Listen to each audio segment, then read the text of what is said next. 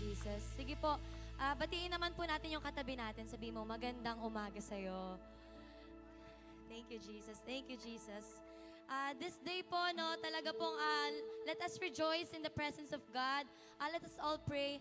Heavenly Father, we enter in your presence, God. Lord, everything, Panginoon, Lord, dahil sa iyo to, Panginoon. And Lord, sa umagang ito, sa pagpupuri namin, Panginoon, talagang mararamdaman namin yung presensya mo, God. And Lord, maging masaya lang po kami, Panginoon, habang umaawit ng papuri sa iyo, Panginoon. Maraming salamat, Panginoon. This we pray in Jesus' name. Amen and amen. Come on.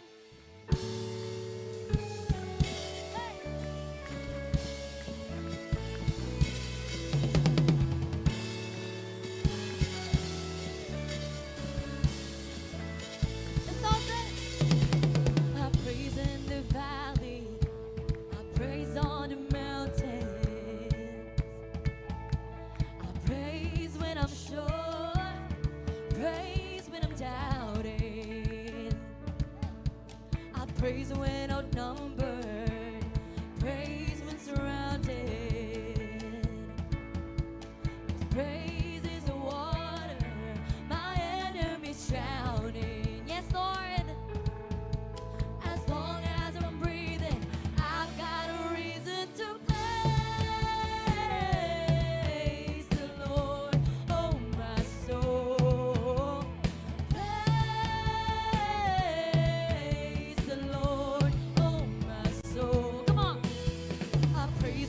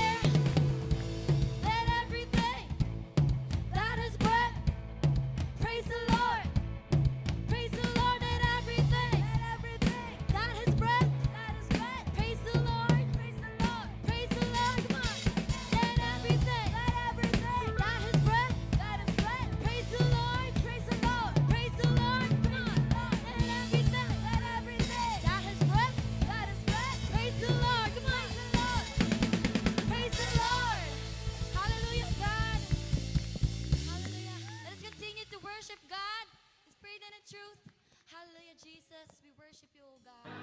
Hallelujah. Come on, let's clap our hands. Hey, hey, hey.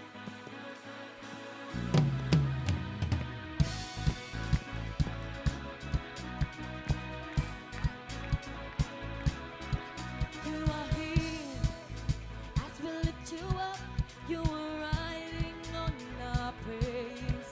Be enthroned over everything. You are seated in our praise. This is prophetic. I can feel it in the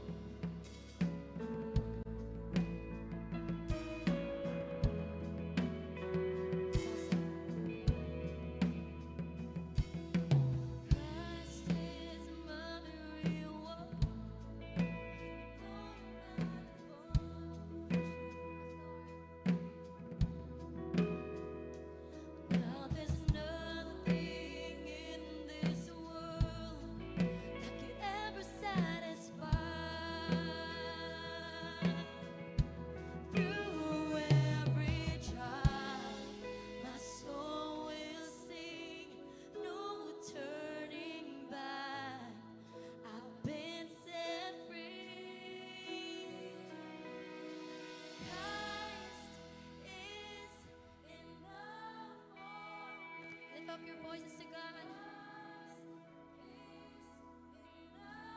You're enough. Everything I need is in you.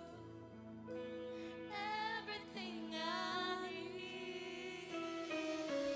God is my all in all.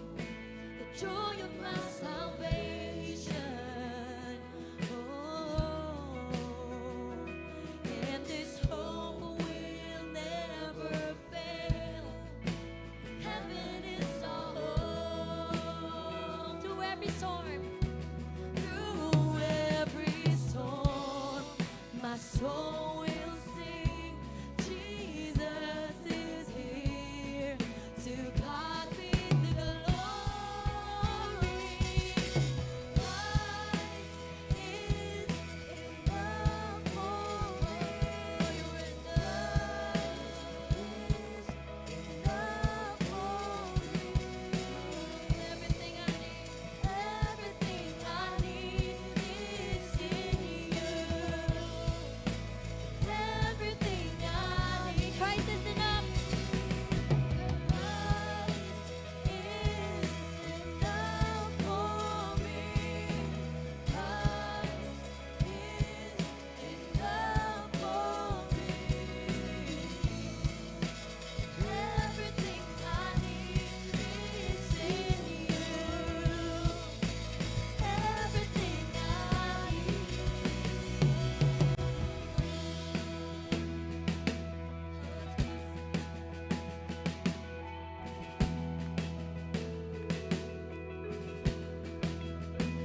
I have decided to follow Jesus. No turning back. Come on.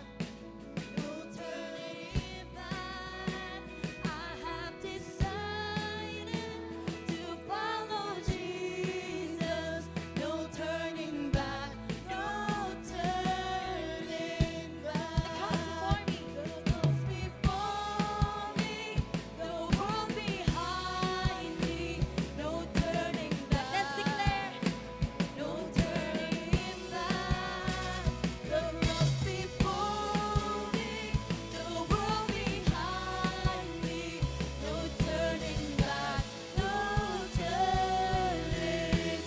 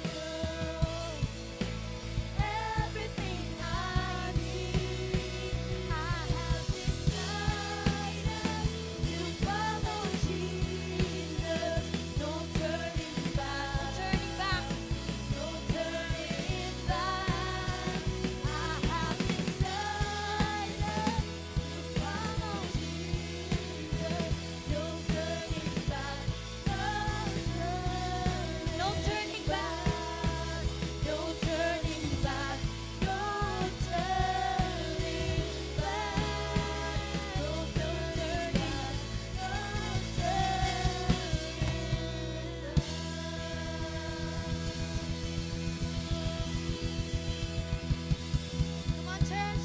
Palakpakan po natin na malakas ang ating Panginoon. Come on. Hallelujah, hallelujah, Jesus. Hallelujah. Oh, Jesus. There is power in your name, God. Hallelujah, God.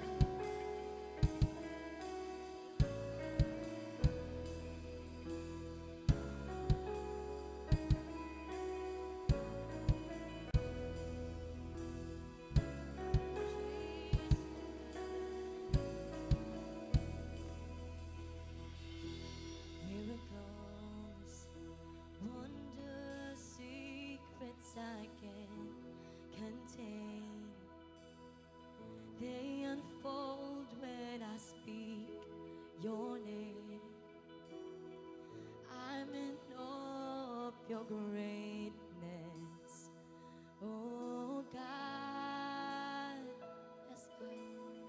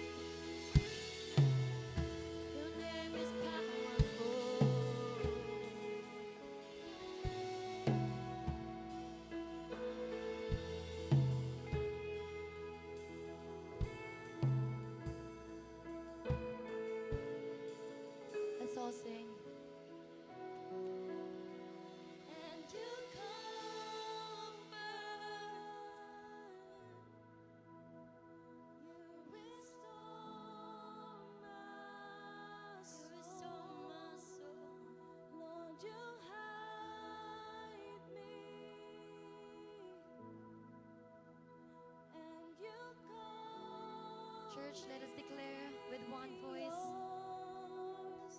Lord, you comfort,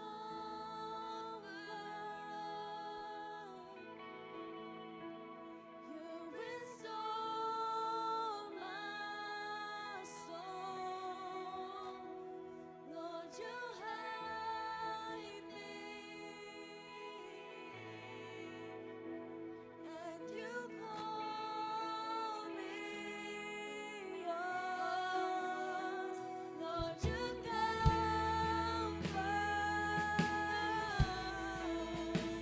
you restore my soul. Lord, you hide me, and you call me yours. Lord, you comfort, oh Jesus, you restore my soul. You Lord, you hide me, and you call me yours. When I say your name, I see faith arise. Come on. When I say your name, mountains they come crashing. When I say your name, you're drawing me in your embrace. We worship you, Jesus. When I say your name, I know there is healing. When I say your name, I'm no longer lacking. When I say your name, you're drawing me in your embrace.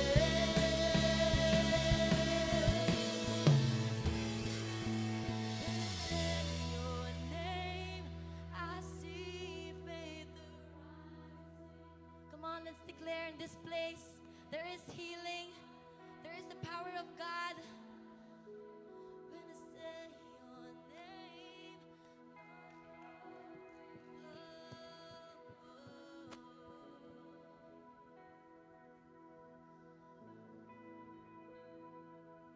when I say your name, I know there is healing. Receive it in the name of Jesus. Oh, say your name. You're drawing me in your embrace.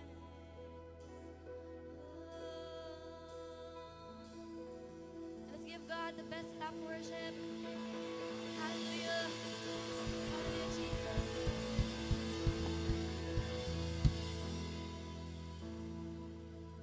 Thank you, Lord. Thank you, God. Thank you, Jesus. Church, before po tayo mag-pray, let me read this scripture muna. Sabi po sa 1 Thessalonians chapter 5, verse 11, therefore, encourage one another and build each other up, just as in fact, you are doing. Church, worship pa lang po, na-encourage na tayo, tama po ba? Lahat po nung na-encourage ng worship, palakpakan po natin ng Lord. Grabe po, worship pa lang, nandun na po yung encouragement. And in fact, sabi ng Lord, ginagawa na po natin to. Baka nakakalimutan lang po natin. So, habang nagpapatuloy po tayo sa ating pananambahan ngayong araw, gusto ko lang po sabihin sa inyo na lahat po ng pagod at ginagawa ninyo para sa Lord, nakikita po ng bawat isa yan. Na-appreciate po yan nung katabi nyo. At nagpapasalamat siya dahil patuloy mo yung ginagawa. Para patuloy siyang lumakas. Para patuloy na mas may makakilala sa Panginoon. Kaya, wag po kayong mapapagod. Or kung napapagod man, magpahinga lang po tayo pero wag pong hihinto. No? So, church, inayayaan ko po lahat ang manalangin at iyuko po natin ang ating mga ulo. Heavenly Father, we thank you for this morning, Panginoon. Maraming salamat po una, Panginoon God, sa pag-iingat sa amin na makarating, Panginoon, sa lugaring ito. Maraming salamat po, Panginoon God, dahil worship pa lang, nararamdaman na namin yung encouragement. Lord, yung mga katabi namin ngayon, pinagpapasalamat namin ito sa inyo. Lord, nakikita namin yung effort nila. Nakikita namin, Panginoon God, yung pagmamahal nila sa iyo. Nakikita namin, Panginoon, yung pagmamahal nila sa mga tao na inilagay mo sa buhay nila. Kaya Lord God, personally po, Panginoon God, bigyan niyo po kami ng encouragement na kailangan namin. Bigyan niyo po kami, Panginoon God, ng pagmamahal din, Panginoon God, na kailangan namin. Para po, Panginoon God, magpatuloy po lalo yung mga gawain mo, Panginoon God, at para lalo, Panginoon God, mas maraming makakilala sa iyo. Panginoon, ipinagpapasalamat ko po, Panginoon God, ngayon pa lang, yung mga mapakikinggan namin, yung mga matututunan namin. Kaya Lord, binubuksan po namin ang aming puso at isipan, Panginoon God, sa mga bagay nito. At kayo po yung sumama sa amin at i-apply namin sa buhay ito. Maraming salamat po. Ito ang aming samot dalangin sa makapangyarihang pangalan ni Jesus. Amen at amen at amen.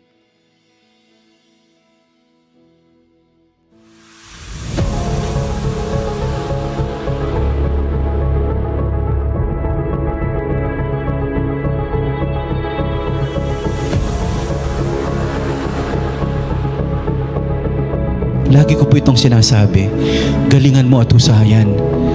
Kapag meron kang magandang sasabihin, may lugar na naghihintay sa iyo.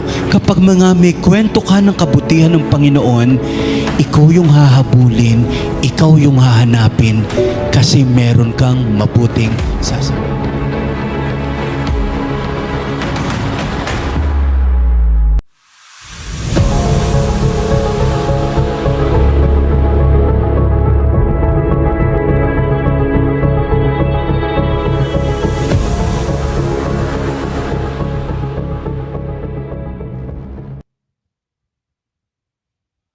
Wow, thank you Jesus. Thank you Lord.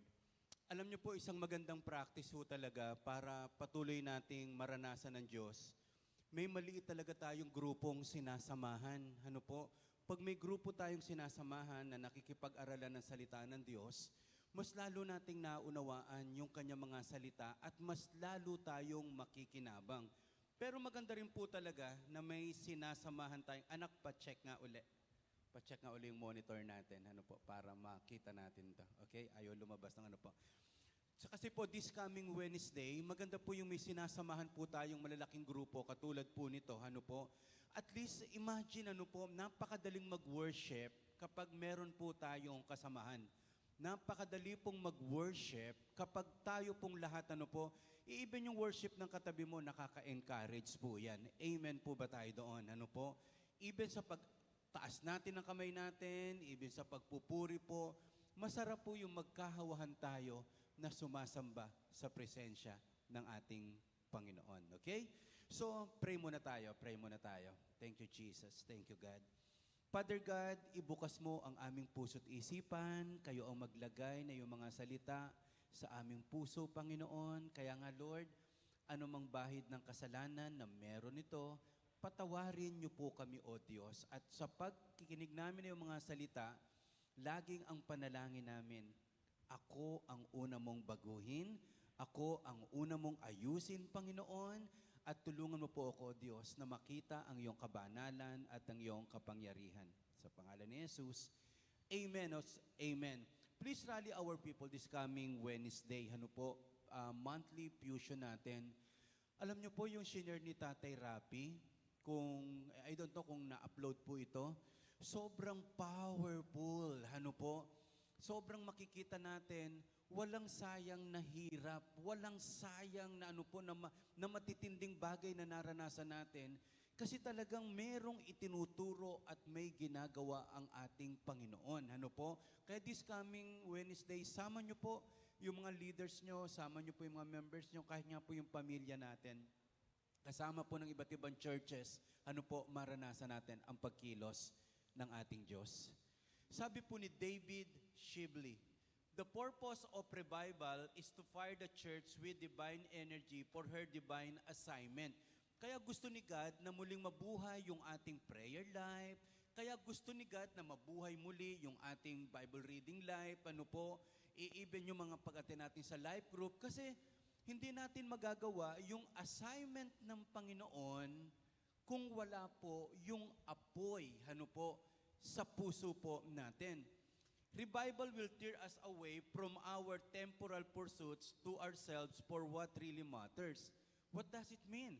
Kapag mas hinahanap mo ang mga bagay na para sa mundo at hindi para sa Diyos, kailangan natin ng revival. Hindi tayo nasa mundo para magpakasasa sa mundo. Kasi po totoo yun, madali pong maano yung priority natin sa buhay eh. Everything na ginagawa natin is para sa Diyos, kaya lang minsan nagsisimula para sa Diyos, nagtatapos para sa sarili po natin. Kaya nga po, gusto ni God i-stop yung ganong atake sa buhay natin at balik lang tayo muli sa pagpurso natin. What really matters most is about loving God and loving people. And then revival will not occur without prayer. Prevailing prayer is always antecedent to revival. Laging ang kasunod ng panalangin ay pagbabago. Laging ang kasunod ng panalangin ay yung pagkakaroon ng malaking kaayusan sa buhay natin. Gusto mong may maayos? Pray. Gusto mong may mabago? Pray. Gusto mo may mangyari? Prayer. Laging ang panalangin ang simula ng maraming pagbabago na gustong gawin ng Diyos sa ating buhay. Nehemiah chapter 9, konting overview, is the longest prayer in the Bible. Nehemiah chapter 9. That is the longest prayer in the Bible. Ngayon lang ako nakakitang panalangin, pero alam niya yung ginawa ng Panginoon from the beginning, na sobra talaga pong nakikita niya po at alam niya yung kilos ng ating Panginoon. At itong maganda eh, hindi pwedeng nagpe-pray ka pagkatapos wala tayong kaalam-alam sa ginagawa ng ating Panginoon. Nehemiah chapter 9, may nagsasabi po sino daw po ba ang nagpe-pray dito? Si Nehemiah o si Ezra? Kasi parang pag tinignan mo, walang maliwanag kung sino ba talaga. Ano po? Pero ganito na lang, pinagpapalagay, si Ezra talaga ang nagpe-pray, pero ang sumulat, si Nehemiah. Ezra kasi sabi ko nga po sa inyo last time, si Nehemiah wala siyang issue, siya po yung builder ng wall, pero si Ezra ang mas makakapaliwanag at makakapaghatid at makapagpapalapit sa mga tao para sa Panginoon. Kaya wala po talagang walang banggaan po sa kanila. Kaya po, hindi ko na po babasahin lahat kasi po sobrang haba ng panalangin nito. Nakatagal, kasi pag binasa po natin yan, kaya niyo po mag-pray ng 3 hours nakatayo? Walang alisan, 3 hours. Grabe, ganyan po ang prayer nila. Kaya no wonder, grabe po yung revival na naranasan nila. Kaya nga pag binasa natin yung verse 1, 2, 3, nag-ayuno po sila. Hindi ba pag binalikan natin, hindi ba nag-pray na sila? Hindi ba nagsisi na sila? Bakit eto na naman nag-ayuno po sila after na celebration po ito Kasi nga po, laging kailangan ng cleansing. Laging kailangan talaga bumabalik po tayo. So, eto yung ilang bagay uli, 4 na bagay, para makita natin paano ang revival ay nagpapatuloy at paano natin masasabing may totoong revival. Okay?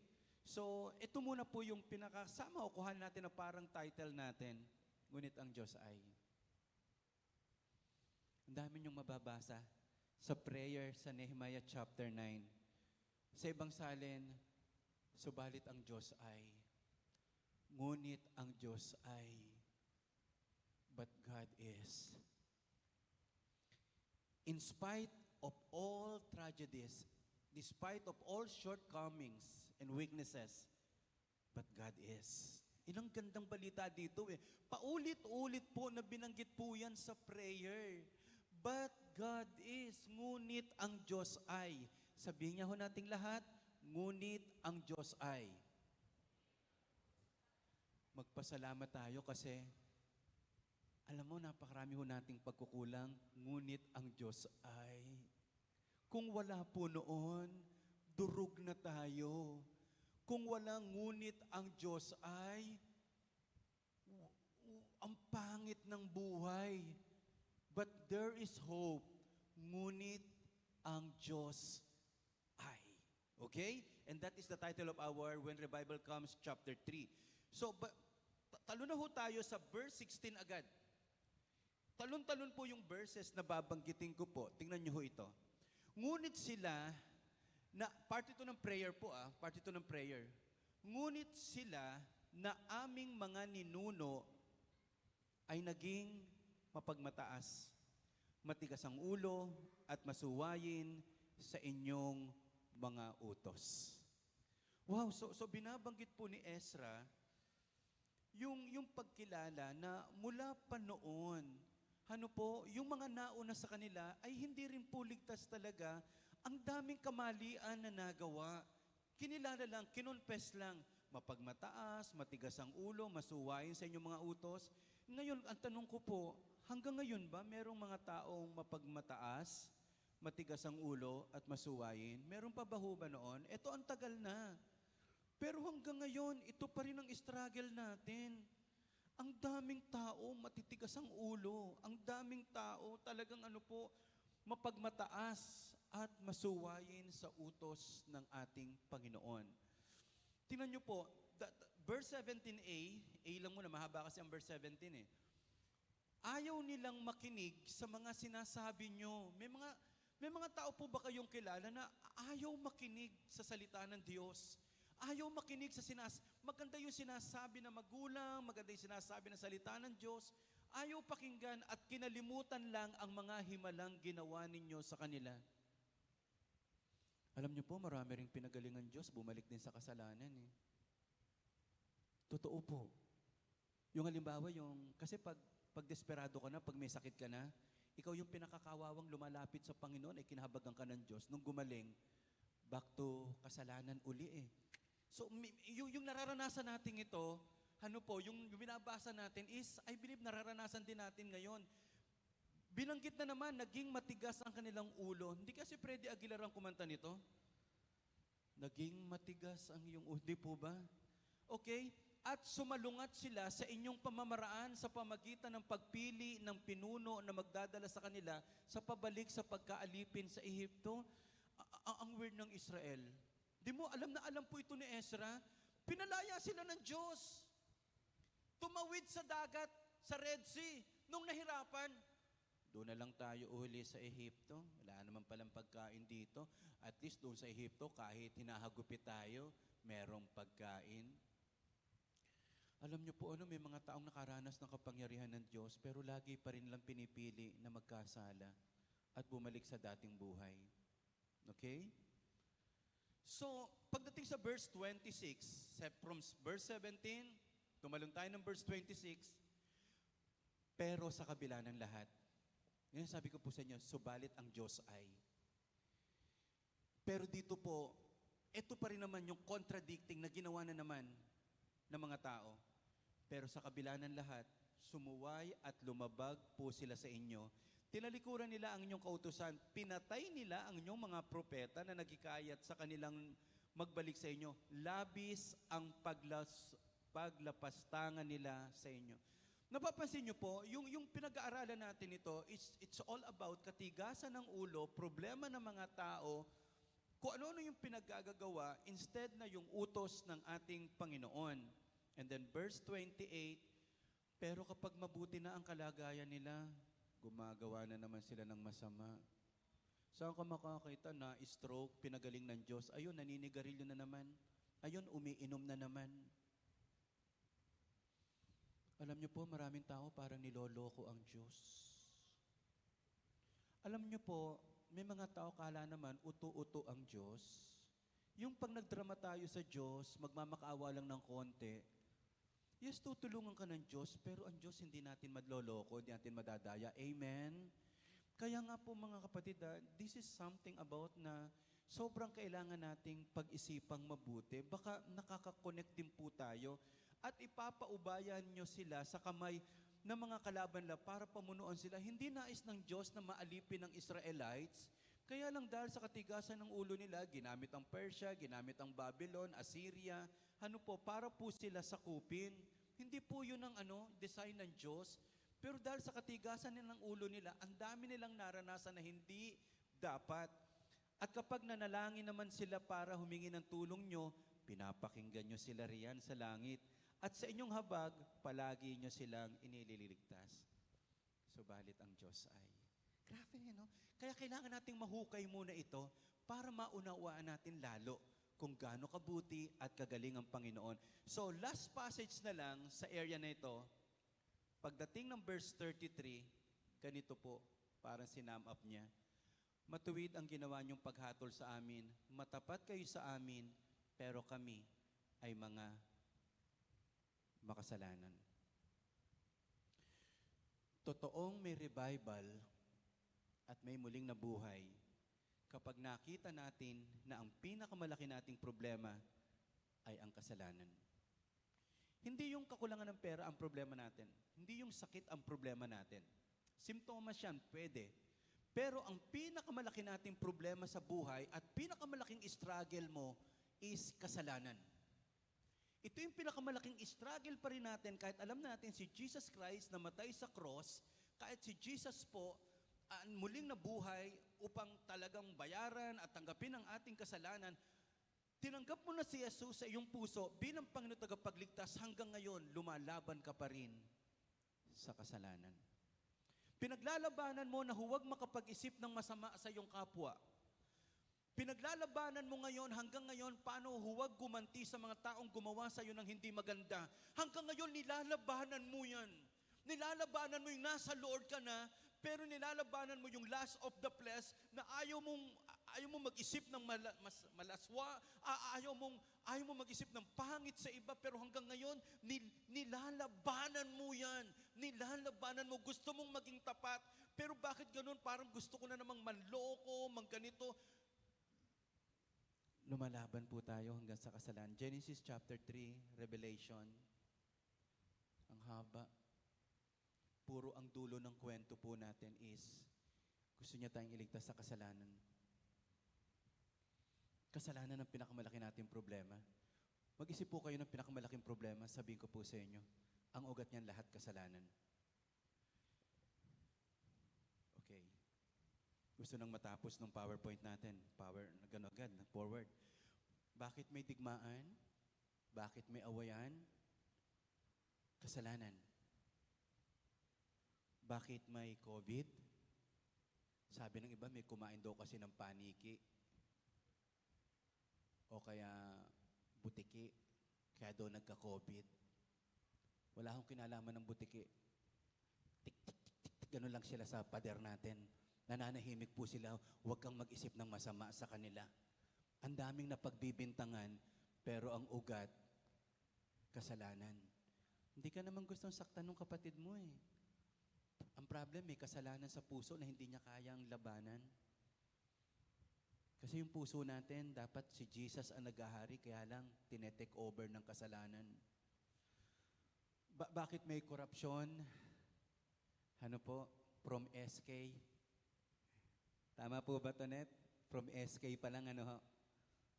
Kung yung bata kaya nang gumawa ng kumurakot, nangungurakot na yung bata, gumagapang pa lang, nangunguha na ng pera eh. So, corruption, meron po yan dahil sa kasalanan. Bakit may mga nawawasak na pamilya? Bakit may mga kabataang nalululong sa droga? Bakit may mga taong halos walang makain? Bakit may tinding tagutom? Name it, sabihin niyo po. Ang nakakalungkot sa buhay po natin, prophesy naman sa Bible yan, ang masama ay patuloy sa pagpapakasama, ang banal patuloy sa pagpapakabanal. Dumarating ang pagkakataon, yung mga gumagawa ng masama, hindi na nila ito ikakahiya. Bandang huli, ang gumagawa pa ng matuwid, ang nahihiya. Ang daming dapat ikahiya, ang kakapal na ng muka. Totoo po yun. Ewan ko ba, lumalakad ako dito sa Paarpapa, may kabataan, walang CR, doon umihi po. Inilabas yung ari niya, pagkatapos doon umihi, kala ko may bumbero eh. Sobrang bastos. Wala ng moral. Kaya pag hindi tayo nag-disciple, iyan yung sinasabi ni Kuya Ancho na pwede mga mang-rape sa anak natin. Yung mga bastos na hindi naturuan. Mga anak na pinabayaan. Kung hindi tayo nagdi-disciple, wala tayong kalaban-laban. Ang kasamaan ay patuloy sa pagkalat, ang pagkawasak ay patuloy po sa kanyang pagdaloy. Yung mga iniiyak natin ngayon na mga pangit na bagay na hindi natin, na ayaw nating makita, ang ugat niyan, kasalanan. Ang Diyos ay banal, ang tao ay makasalanan. So mga kapatid, hindi naman tayo nilikha ng Diyos na makasalanan. Genesis chapter 3, doon tayo bumagsak. Yung iba naman tao, sisisihin pa ang Diyos. Ano? Bakit kasi naglagay pa ang Diyos ng puno na yan? Kung di nilagay ng Diyos yung puno na yan, wala sanang kasalanan. Ano po? Sinisi pa ang Diyos. Ayun, bunga na naman yung kasalanan, paninisi. Ano po? So, chapter 9 ng Nehemiah, very obvious, this is a prayer of confession. This is a prayer of confession po talaga. Paghingi ng tawad, hindi ba galing na sila sa celebration? Pero bakit lagi silang bumabalik doon sa prayer of confession? Kasi nga po, bilang tao, very obvious, our biggest struggle is paano lalabanan ang kasalanang ito at huwag maghari po sa ating pumbuhay.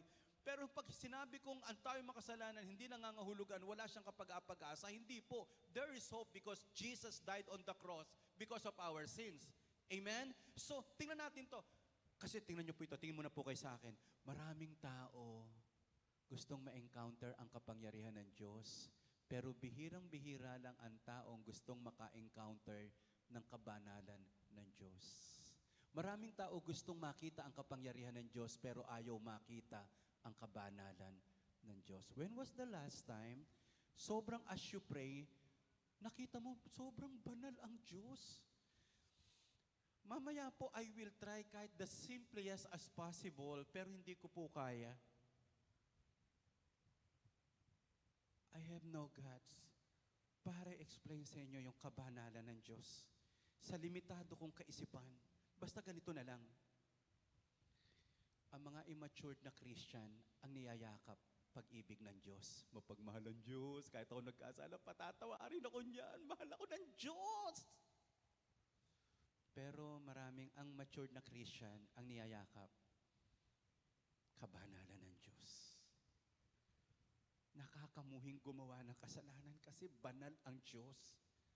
Morally perfect ang Diyos.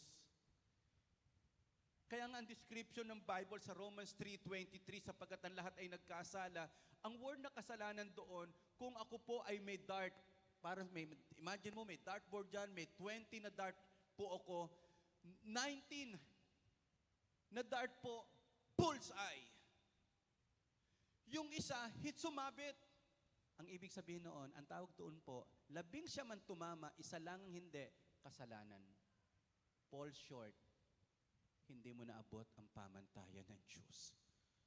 At walang kayang umabot ng pamantayan ng Diyos. Only Jesus ang gumawa at nabuhay sa kalooban ng ating Diyos Ama. Kaya huwag natin ipagmamalaki yung napakarami nating kabutihan na pwedeng nagawa. Sa Bible nga po, kung wala si Jesus, basura pa rin ang lahat ng kabutihan na pwede nating gawin apart from the blood of Jesus, apart from the forgiveness of Jesus. Kaya yung holiness ni God ay nagsasabing, wow, so, are you aware? Grabe ang banal ng Diyos. Huwag naman sana lang, huwag na, kunyari lang ito. Bumisita ang presidente ng Amerika sa Praise Church. Bawa, si President Joe Biden.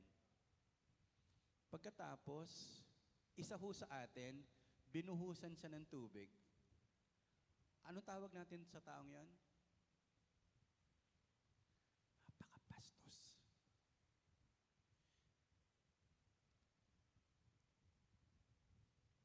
Imagine nyo, King of Kings, Lord of Lords.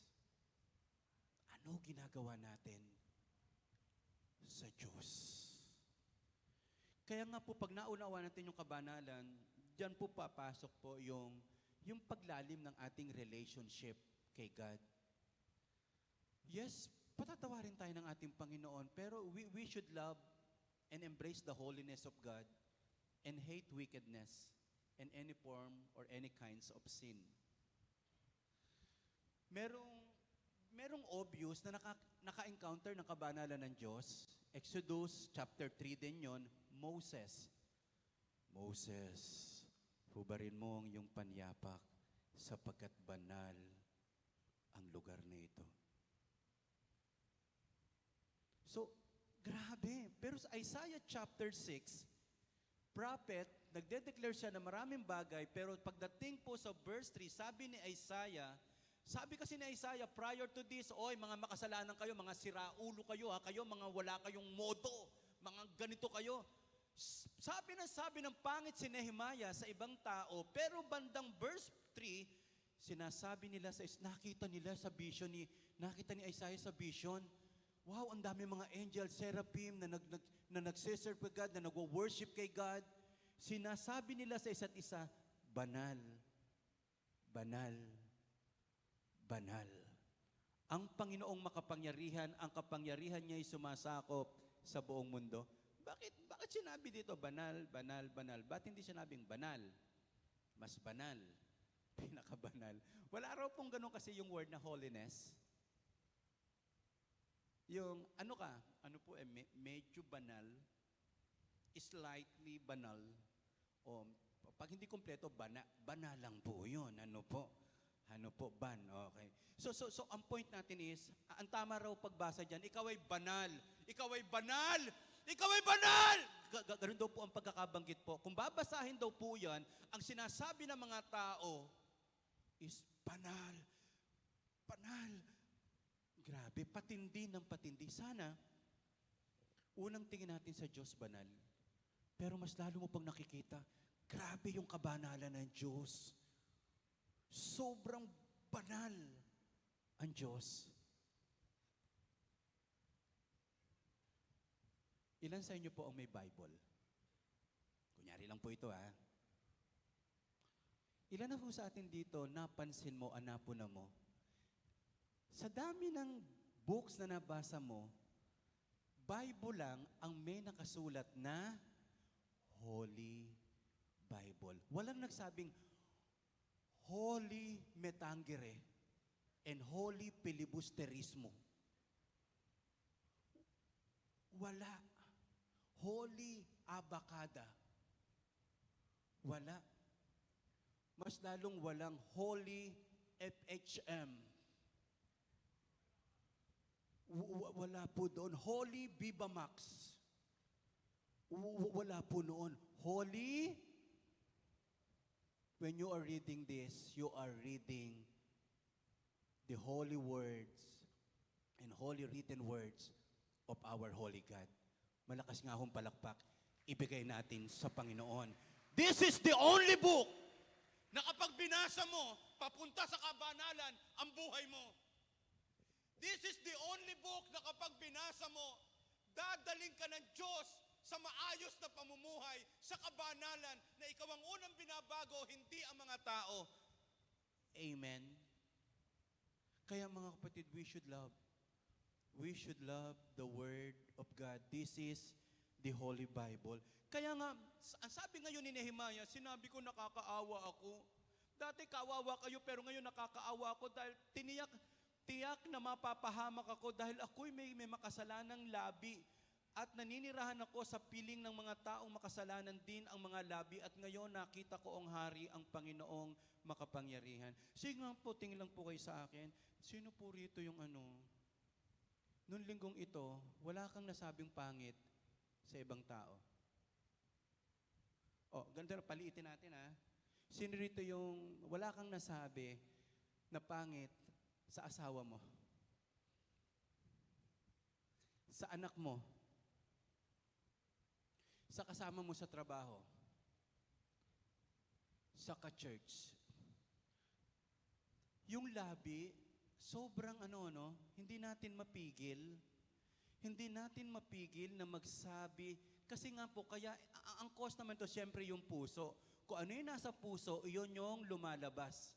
Kaya kung may lumalabas na pangit sa labi natin, this is an indication that there is something wrong with our heart. Sa taong malinis ang puso at isipan, ang lahat ay malinis. Sa taong may maruming puso at isipan, ang lahat ng bagay ay marumi. Kahit anong ipakita mo, marumi pa rin ang makikita because the real problem is paano ang kasalanan ay hindi maghahari sa ating puso. Sabi ni Billy Graham, tinagalog lang natin, kapag naunawaan mo ang kabanalan ng Diyos, noon mo lang maintindihan ang lalim ng ating kasalanan. Minsan nakala natin ang kasalanan is just a sin. Pero kapag nakita mo, paano ko nagawa ito? Samantalang ang Diyos, wow, parang ganun po ang explanation. Kaya ngayon, kung naglalaro tayo sa kasalanan, hindi mo nakikita yung holiness ni God. Wala kang takot sa Diyos. So yung point, exactly our struggle. Baka ang problem natin, gumagawa ka tayo ng kasalanan kasi hindi natin naunawaan ang kabanalan ng Diyos. Kaya nga si Jesus namatay para sa ating mga kasalanan. Para hindi na tayo mabuhay sa kasalanan. At para lumakad tayo sa kabanalan. Okay? O tapikin mo muna yung katabi mo po. Sabihin niyo po, may naunawaan ka ba sa sinasabi ni Pastor? Matatapos na. Okay? Inoorasan natin yung sarili natin. Ang bilis naman. Okay? So number 1 is this. Totoong may revival kapag naunawaan mo na ngayon, sobra palang banal ang Diyos. Instead na mabuhay ako sa kasalanan, dapat lumakad ako sa kabanalan. Gumawa ka ng matuwid, hindi dahil magagalit ang leader mo. Wag mong isipin yung ganun.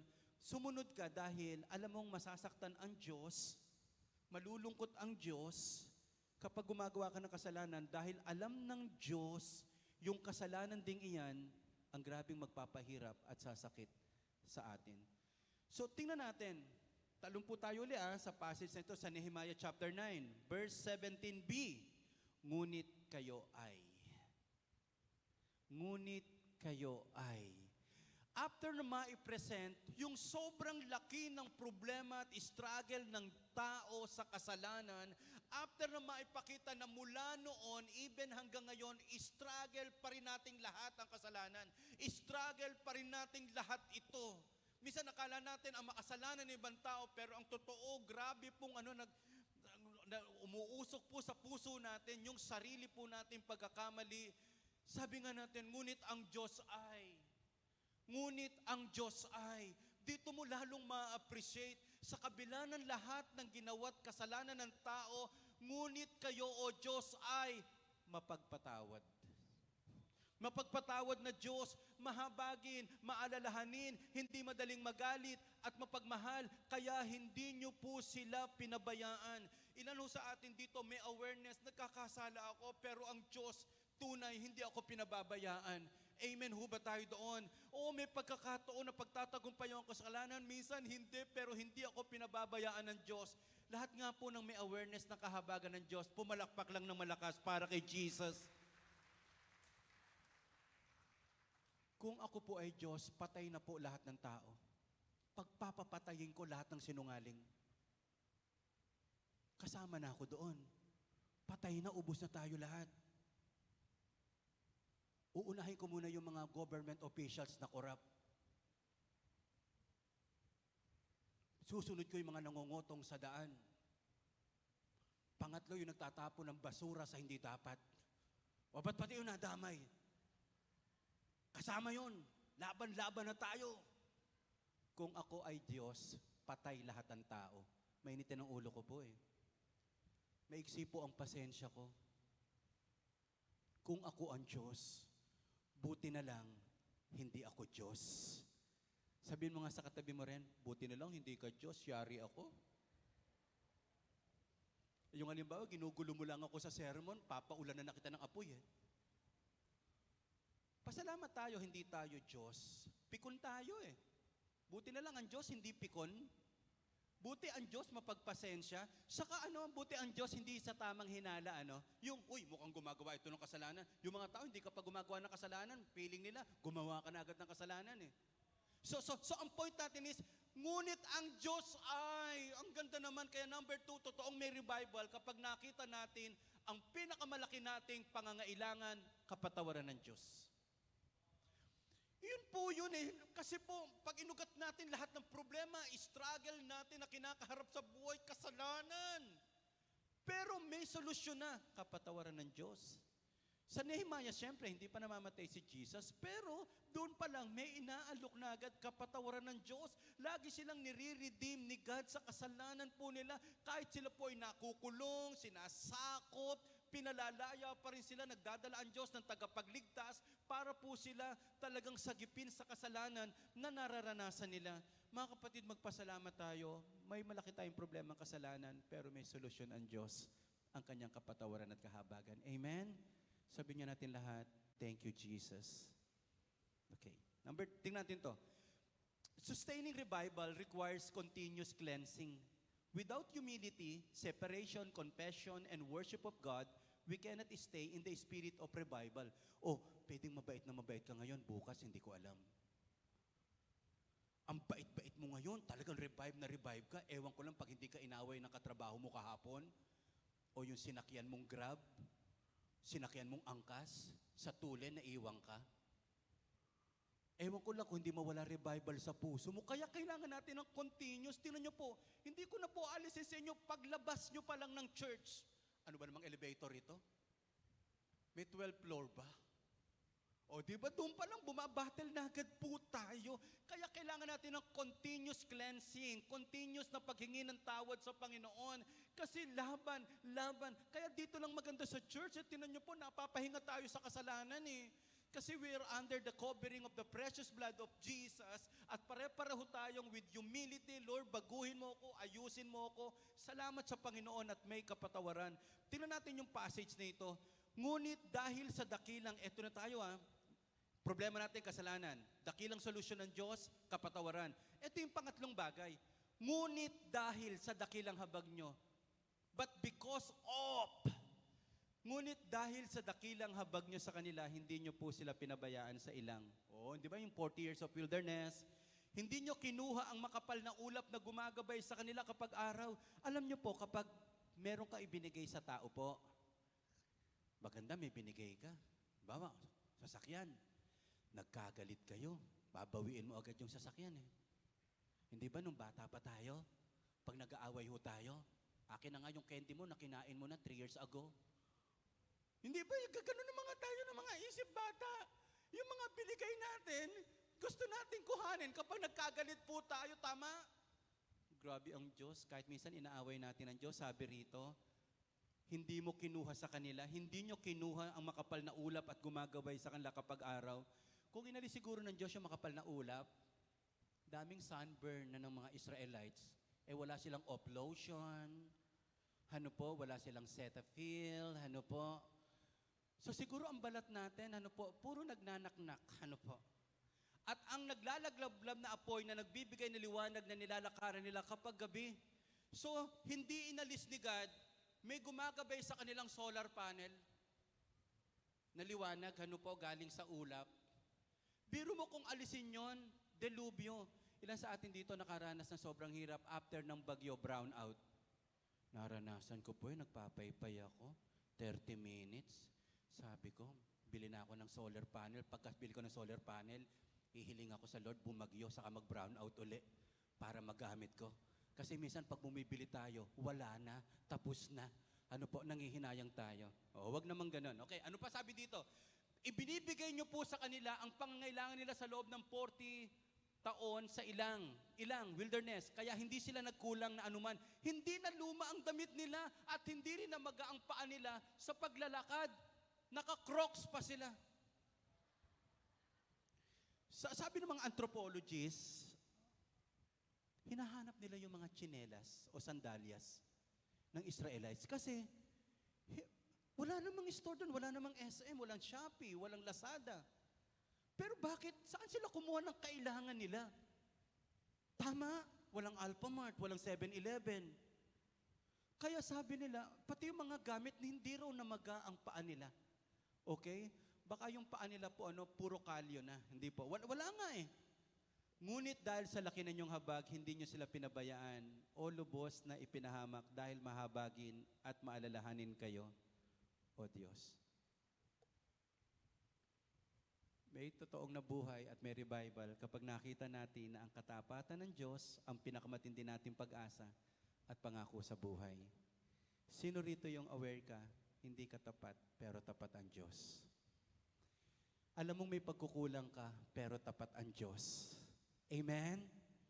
Alam mong kung tutuusin, marami akong kasalanan, pero sa kabila ng mga bagay na iyon, ang Diyos ay tapat. Sino ho rito, meron ding time, putol-putol din yung pagtatights natin, and yet lagi kang pinagkakalooban ng Diyos ng provision. Amen? So, ilan sa atin dito, hindi ka rin naka-attend lagi ng Sunday worship service, pero hindi ka pinagkukulang ng ating Panginoon. Alam mo, nakagawa ka. Ayoko magsalita ng pangit, ayoko gumawa na hindi maganda, pero nakakagawa ko, and yet God is still faithful. At ang pinakamagandang pangako ng Diyos, hindi kayang baguhin ng hindi natin pagiging tapat ang katapatan ng Diyos sa iyong buhay. Can I hear amen? Kasabay palakpakan natin ang ating Panginoon. Hindi po ba, and that is revival, balik lang tayo. Balik lang tayo. Kaya nga, yung mga kahirapan na ating dinaanan, ang pangit lang talaga, pero pag nakita mo, kasama yun sa katapatan ng Diyos. Pumunta ka sa hospital, wala kayong pambayad, pero nakalabas ang magulang mo, bayad ka. Ba't ako magmamalaki sa Diyos? I am basura, deserving mapunta sa impyerno, kapal ng mukha ko, salbahe. Ano bang gusto mo sa akin, Panginoon? Bakit tapat ka pa din? Yung ma-realize lang natin yung ganon, we deserve nothing but hell, but God give us heaven and His faithfulness. Pag naiisip ko nga, hanggang pagtanda, alam ko hindi ako pababayaan ng Diyos. Kung dumating man ang pagkataon, magkakasakit ako, hindi ako pababayaan ng Diyos kasi tapat ang Diyos. Kung ako, binigay ko yung lahat para sa iba, para sa Panginoon, tapat ang Diyos, hindi niya ako pagkukulangin. Can I hear amen? That is my hope, that is the promise of God, and it will come to pass. Totoong mangyayari yan. Kaya mga magulang na nagwo-worry sa mga anak, o mga anak na nagwo-worry sa pagtanda ng kanilang magulang, name all your worries and concern. God is faithful. Name all your fears and doubt. God is faithful. Kung hindi tapat ang Diyos, wala na tayong lahat dito. Kung hindi tapat ang Panginoon, ang buhay natin ay isang miserableng buhay. Sabihin natin sa katabi natin po, with grace, with talagang kindness, buti na lang tapat ang Diyos. Last verse natin, ano po? Dahil dito, kami pong mga Hudyo ay gumawa ng isang, ito na yung last verse. After all the prayers, kailangan pala after prayers, meron kang commitment, meron kang covenant kay God. Hindi naman pwedeng puro tanggap lang tayo ng kabutihan ng Panginoon. Dahil dito, kami pong mga Hudyo ay gumawa ng isang matibay na kasunduan. Isinulat ito at pinirmahan ng aming mga pinuno, mga pari at mga Levites. Meron tinatawag na covenant. Sabi natin lahat po, covenant.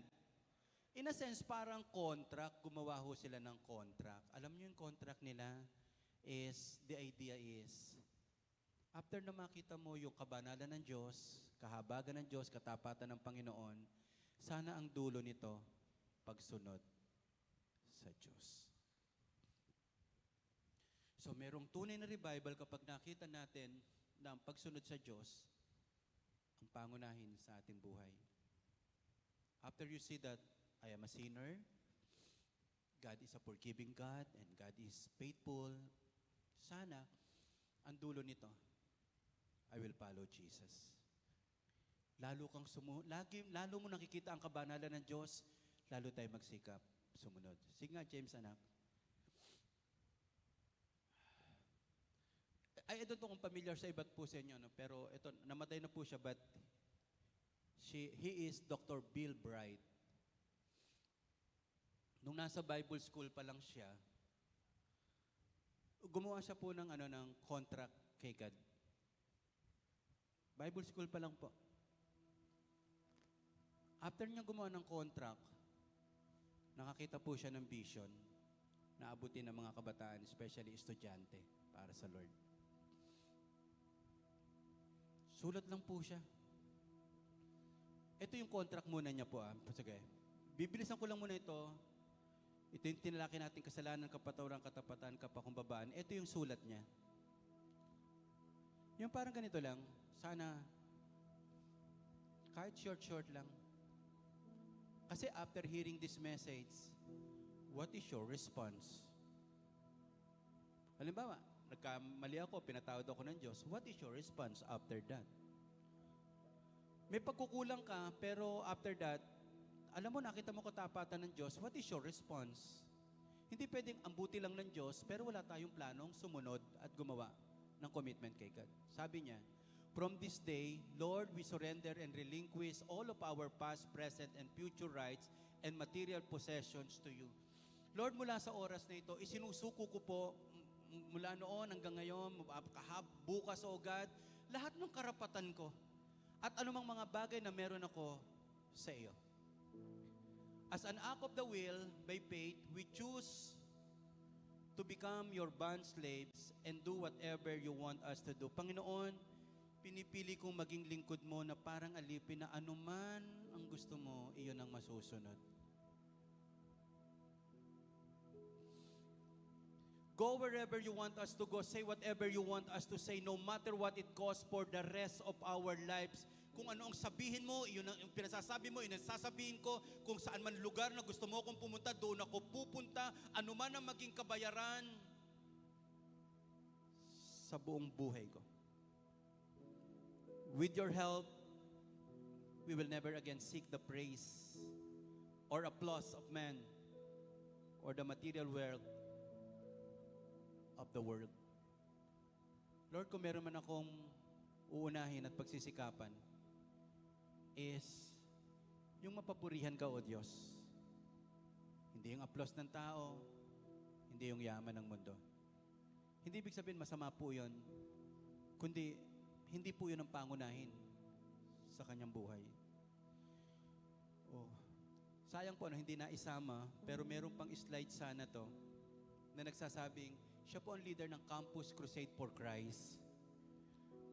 Billion people ang nakarinig ng gospel na nagsimula kay Bill Bright. At sinasabi po na 139 million ang nakakilala sa Diyos.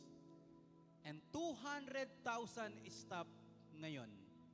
200,000 ang faithfully committed. At kung di po ako nagkakamali, kaunting-kaunti na lang ang walang bansa na Campus Crusade for Christ. Nagsimula sa isang taong gumawa ng kontrata.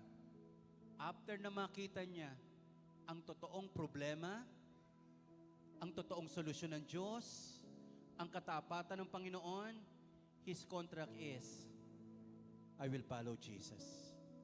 I will follow Jesus. So the world can follow also Jesus and His will and His holiness.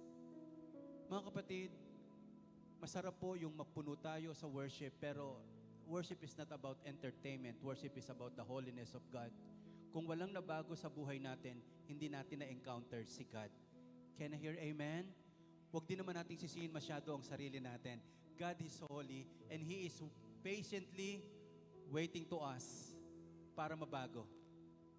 Pag matanda na ho ba tayo, walang babaguhin hanggang nasa mundo tayo. Marami pa rin babaguhin ng Diyos sa buhay ko. Marami pa rin aayusin ng Diyos sa buhay ko. But God is faithful and He is patiently waiting for me. Maaayos din ako. Come on, let us ask worship team. Awitin muna natin, ano po, Christ is enough for me. Pero pwede ba doon, ano po, I have decided, doon tayo magsimula. I have decided to follow Jesus. I have decided to follow Jesus. Okay? And let us declare that Christ is enough for me. Walang taong pagkukulangin ng Diyos na sumusunod sa Kanya. Walang taong maghihirap o sabihin nating magmumukhang kawawa at walang-wala sa pagsunod sa ating Panginoon. Dahil ang Diyos ay, subalit ang Diyos ay. Tayo tayong lahat. So bago tayo umawit din, I would like to congrats lang, ang ating worship leader na si Karen. Nakaka-proud anak yung makita kang graduate. Nakaka-proud yung tumatayo ka para sa Panginoon at nag-excel ka anak para kay Jesus. Karen anak, offer your lives to Jesus. All of you, everything about you. Hindi lang magulang mo ang matutuwa, kundi ang mga kasama mo sa praise. Nakita nyo po, sobrang iba yung vocal ni Karen kasi nag-exert na rin lang ng effort for vocalization. Nag-i-invest po sila. Kahit wala tayong ibinibigay, kahit wala tayong investment, nakakatuwang makakita ng mga leaders na even walang masyado, talagang may take initiative. At kayo po yon. Kayo po yon. Hindi kayo nagsasawa na tumulong, hindi kayo nagsasawa na maglingkod, hindi kayo nagsasawa na sumunod sa ating Panginoong Jesus. And your reward is Jesus. Jesus is your reward. Kaya isang araw, pag tayo namatay, makikita natin si Jesus. Jesus, you are my reward. You are my devotion. You are my priority. You are my Lord. You are holy. O sige po, sa oras na ito, let us worship the Lord. Sige po, wala nang titingin. Lahat, ibukas natin ang ating bibig to the Holy God. To the most holy of holy. His name is Jesus. And our response is to follow Him. Come on. I have decided to follow Jesus. No turning back. No turning back. Come on. I have decided to follow Jesus. No turning back. No turning back. The cross before me. Before me. The world behind me. No turning back. No turning back. Let's declare. Before me, the world behind me. No turning back. No turning back. Christ is enough. Hallelujah. Christ is enough for me. Christ is enough for me. Everything I need is in you. Everything I need. Christ is enough for me. Come on.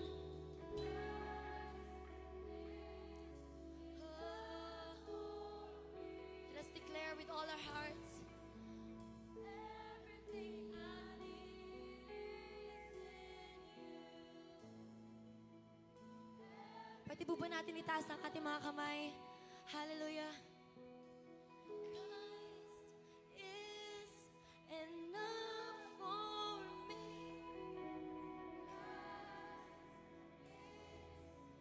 Enough for me. Everything I need is in you. Everything I need. Christ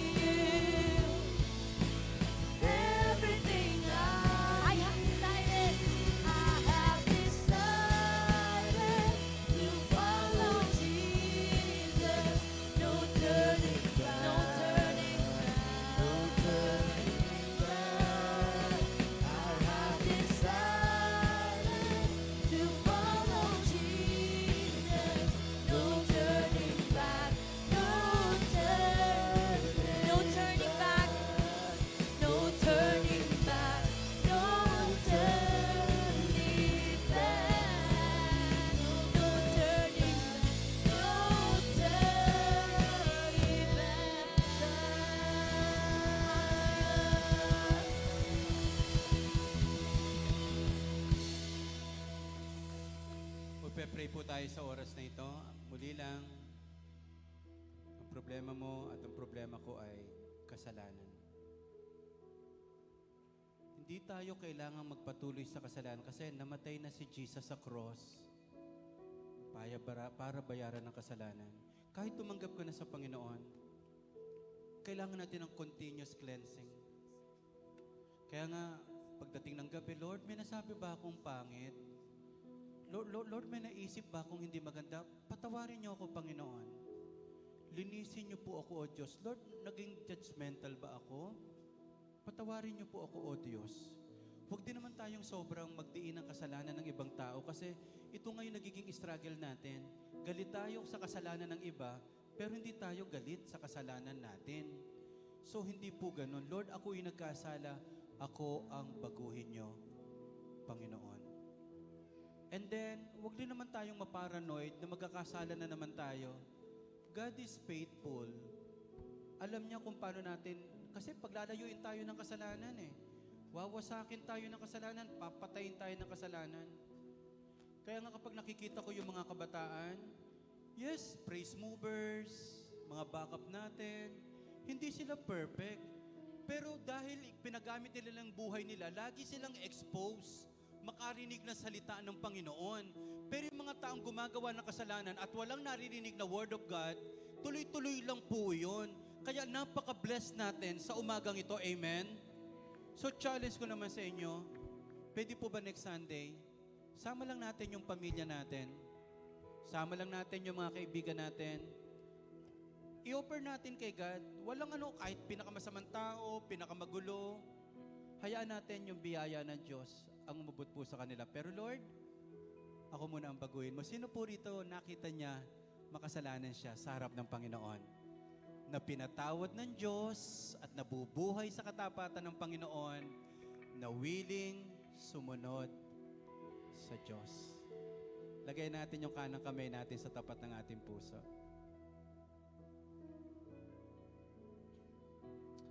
Lord, ang ganda-ganda ng sinabi mo po, Panginoon, that look unto Jesus, the author and finisher of our faith. Jesus is our model.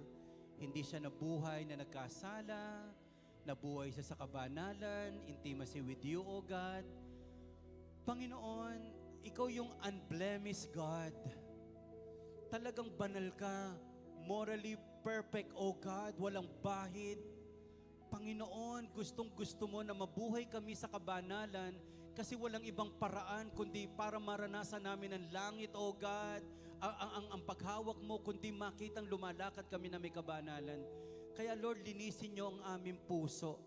Linisin niyo po at patuloy araw-araw.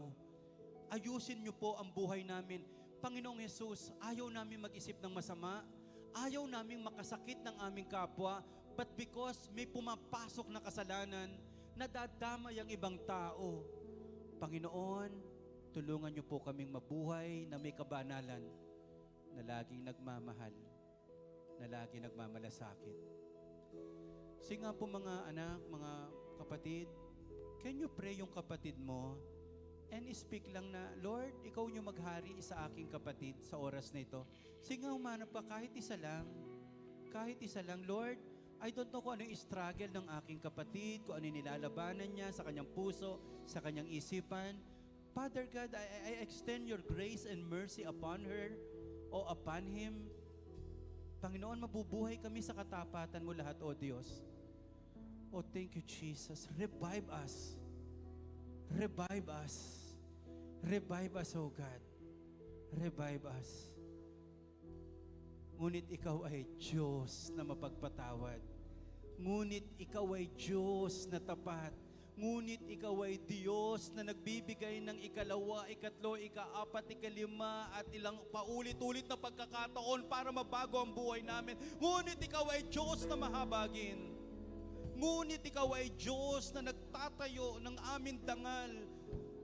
Salamat, Panginoon. Salamat po, O God. Oh Jesus, our reward and our devotion.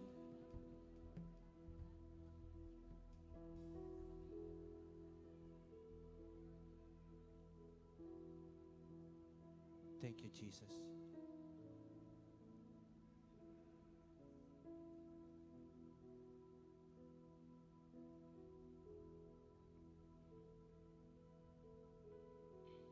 Bless the prayer of your people, lalo na yung magkakapamilya na andito ngayon. Let the grace of God be upon you. O sige ho, one more thing na lang, one more thing, and I will end this word. Let us remember all our outreaches. Masigit pa dito yung gagawin ng Diyos. Sobra silang dadalawin mamaya ng presensya ng Panginoon. That is the beauty na bago pa sila lumaban, ipinag-pray na natin. Amen? And this house will be called a house of prayer. Sige po, sabay-sabay tayong manalangin. Pray for all our outreaches. Come on, in Jesus' name, there will be a great revival. Sa pagpunta ng aming mga outreaches leaders and volunteers, revival will come. Presence will come. Bago pa sila pumunta, andun na yung presensya mo. Andun na yung kabanalan mo. Oh, Father God, we pray all our outreaches, oh God. Ibang pagwo-worship, ibang pagkanta, ibang pag-deliver ng word, ibang samahan. Nasa sasakyan pa lang sila, nagtatravel pa lang sila, nauna na ang presensya mo. And this is my lambing to you, O God. Gawin mong langit yung lugar na pagdarausan nila. Binabalik lang naman namin yung dati namin prayer sa praise. Umaapak pa lang sila sa lugar na yun, mararamdaman nila yung kapangyarihan ng Panginoon. Umaapak pa lang sila sa lugar na yun, O Diyos, mararamdaman na ando ng Diyos. The Lord is here! The Lord is here! The Lord is here and ready to conquer and to bless the people who is hungry to your word, who is hungry, Panginoon, to receive impartation from you. Lahat ng itatayo mo po, O Diyos, cleanse our lips. Let your holiness be upon us. Revival will come. To you, O God, all the glory. In Jesus' name, amen. Amen. Makakaupo na po ang bawat isa. Thank you, Jesus.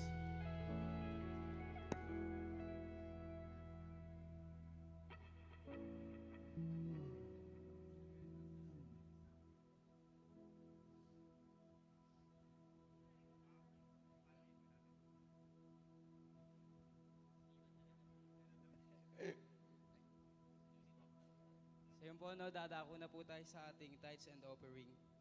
Totoo po yung sinabi kanina ni Tatay Loy, no, na ang problema po talaga natin ay kasalanan.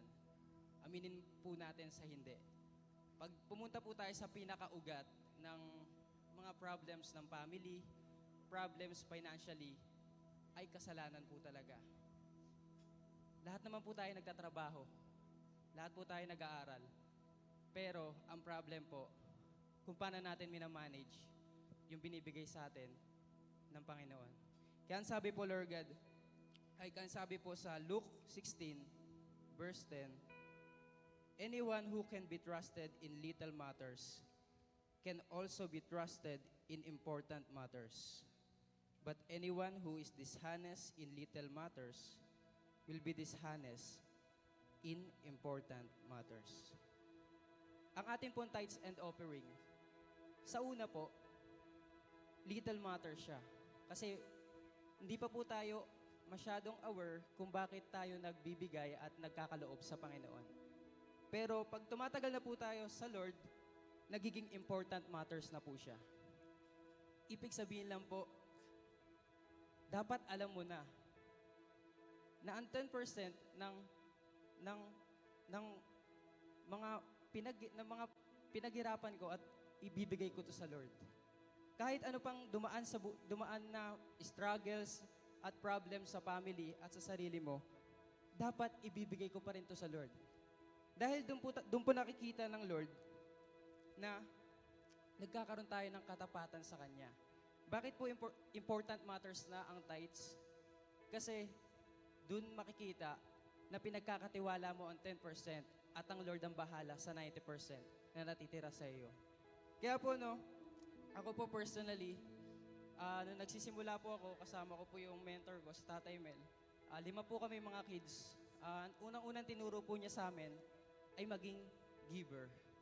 Kahit nung nagsimula po kami na mag-work, kahit nag-aaral pa lang kami, unang-unang tinuro niya sa amin, maging giver, maging generous, magbigay sa mga, nagsisimula pa lang po kasi ang outreach nun, ang magbigay, tumulong sa mga outreaches. Dahil po, doon po ma-build yung character natin, na bago tayo pagkatiwalaan ng Lord sa malalaking bagay, na-build na yung foundation na giver tayo, kahit sa maliit o malaki. Kaya pwede po ba natin palakpakan ng Lord? Sige po, yung mga wala pa pong sobre, at yung tithes po natin ay pag-pray po natin sa Lord. Lord, maraming salamat po, Lord, sa araw na ito, sa Word of God na pinadaan mo po, Lord God, sa amin, Panginoon. Sana po, Lord, ma-apply po namin ito. At Lord, lahat po ng aming mga pagpapagal, Lord God, sa gawain mo, sa aming pagtatrabaho, Lord God, ibinabalik po namin sa iyo, Lord God, ang para sa iyo, Panginoon. Pinagkakatiwala po namin, Lord God, ang mga ito dahil naniniwala kami na ipoprovide niyo po, Lord God, lahat ng mga pangangailangan namin. At sometimes, Lord God, sosobrahan niyo pa, Panginoon. Kaya maraming salamat po, Panginoon. Pagpalain niyo po, Lord God, ang mga outreaches, ang mga volunteers na pupunta sa kanilang mga outreaches, Lord God. Punuin niyo po, Lord God, sila ng pagpapala, ng joy, Lord God. At the same time, Lord God, sana po masaya po kami, Lord God, na pumupunta sa aming mga outreaches, Lord God, dahil maraming nakakakilala sa inyo, Panginoon. Maraming salamat po, Lord. In Jesus' name, amen at amen.